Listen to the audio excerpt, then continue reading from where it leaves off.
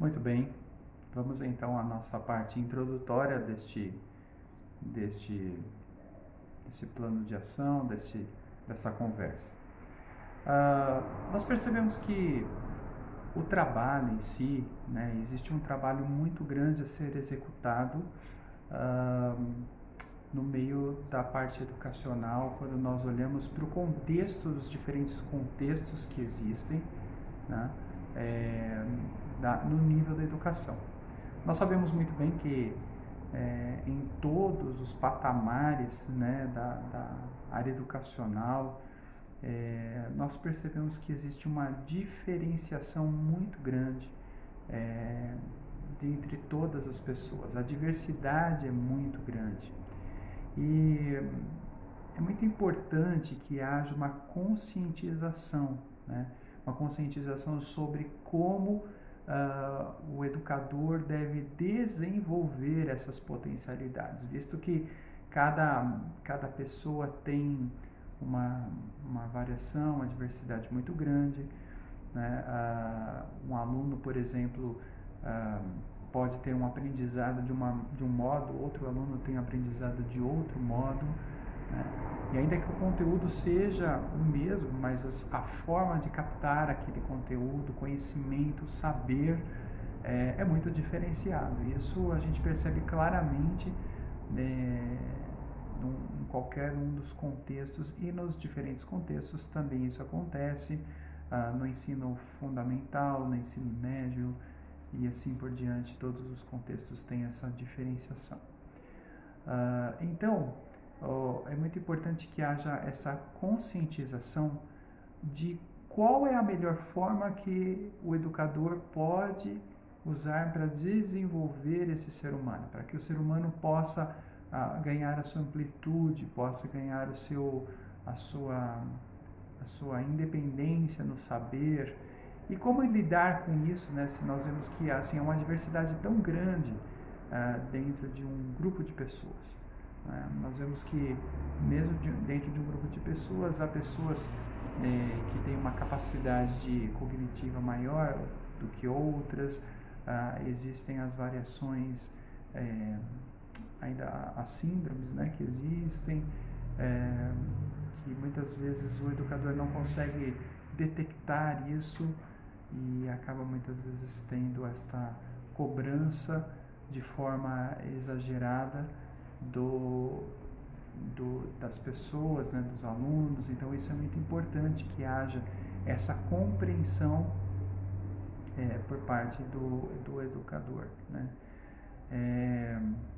Quando o educador ele consegue entender essa dinâmica, ele entende essa diversidade e as diferentes formas de aprendizagem, como cada um tem essa aprendizagem de modo diferenciado. Então, consegue-se ter mais sucesso, às vezes, na forma como lidar né, com essa situação.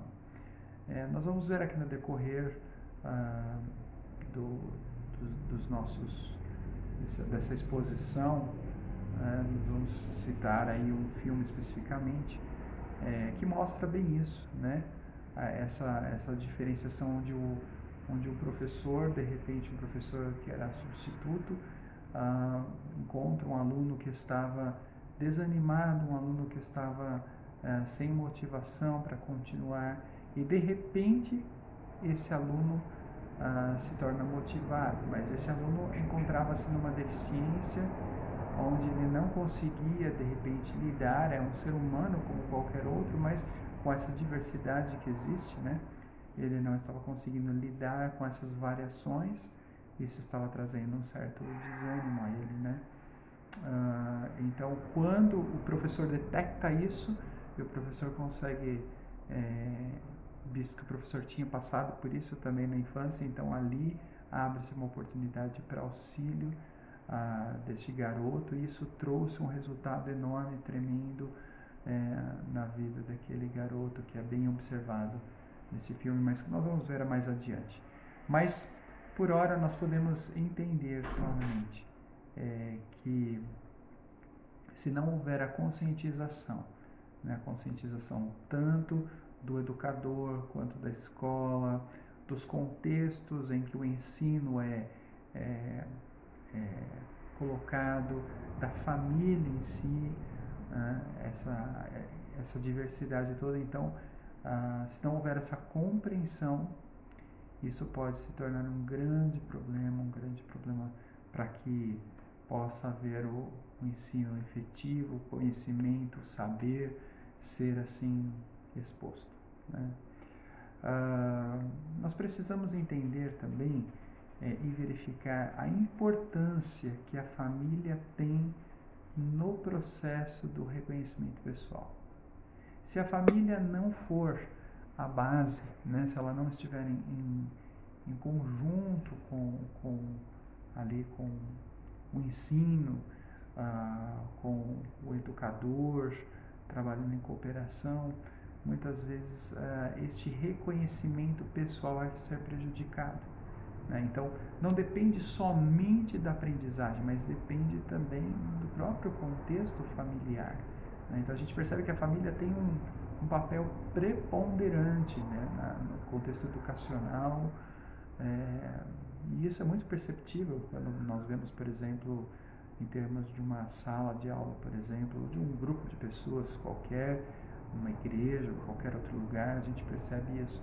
Quando não há uma família sólida por trás, não há uma família bem embasada que traga segurança ao indivíduo, traga conhecimento ao indivíduo, base para ele poder lidar com aquelas questões, então isso traz um prejuízo no ensino,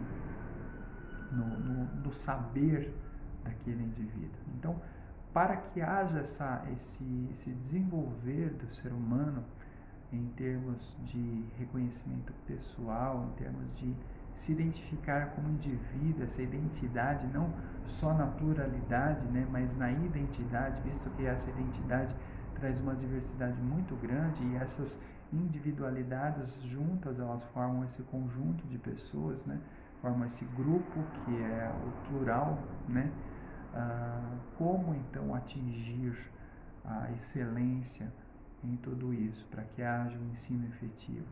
E uma das respostas nós podemos perceber que isso encontra-se justamente no reconhecimento pessoal, né? no reconhecimento, aliás, na importância que a família exerce sobre o indivíduo, né? Famílias fragmentadas, como eu disse, é perceptível nós vemos que as famílias fragmentadas, elas não conseguem gerir os seus espaços, elas não conseguem, de certo modo, ajudar o educando a adquirir o saber, o conhecimento.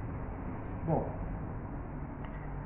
nós precisamos também entender de que forma a pessoa pode melhorar as suas ações diante do conhecimento e do desenvolvimento individual. Como que ela pode, né, de que forma esse indivíduo, como essa pessoa pode melhorar as suas ações diante do conhecimento e do desenvolvimento pessoal, né, aliás, do desenvolvimento individual. Ela está tendo conhecimento, ela está adquirindo, mas isso tem que influenciar a vida desse indivíduo, né, tem que transformar o contexto de vida, tem que transformar o contexto social desse indivíduo, modificar os conhecimentos desse indivíduo, gerar mudanças, né?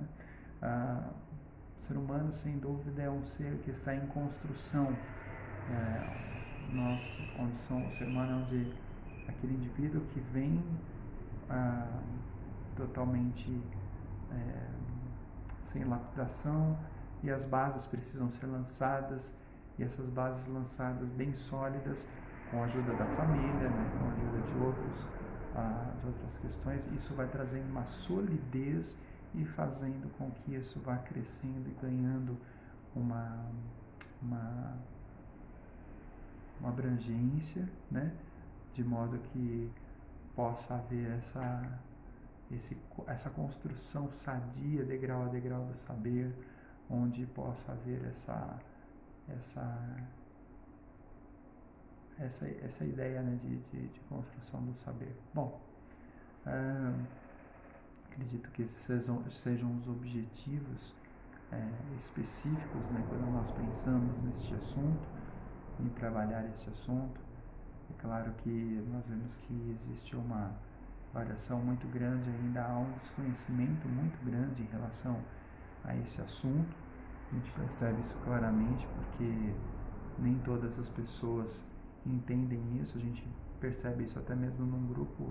Vou dar aqui um exemplo de uma sala de aula mesmo, a gente percebe isso, há muitos educadores que não têm essa visão e que acabam muitas vezes levando seus conhecimentos e lançando sobre aqueles alunos conhecimentos em forma de depósito, onde esses alunos não têm a condição de compreensão clara, e aí os resultados se tornam muito inadequados, porque alguns alunos, por exemplo, acabam absorvendo aquilo, porque tem uma diferenciação para isso, mas outros ficam sem essa consistência, sem essa, às vezes estão com a família fragmentada ou existem algumas deficiências ou diversidades que são encontradas nesses indivíduos que prejudicam a compreensão, prejudicam a construção do saber, fazem essa diferenciação na vida dos alunos, né?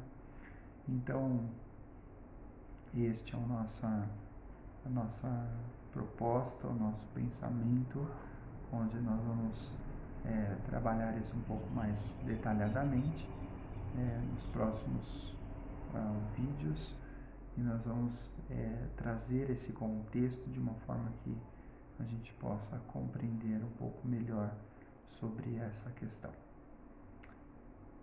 Até o próximo vídeo.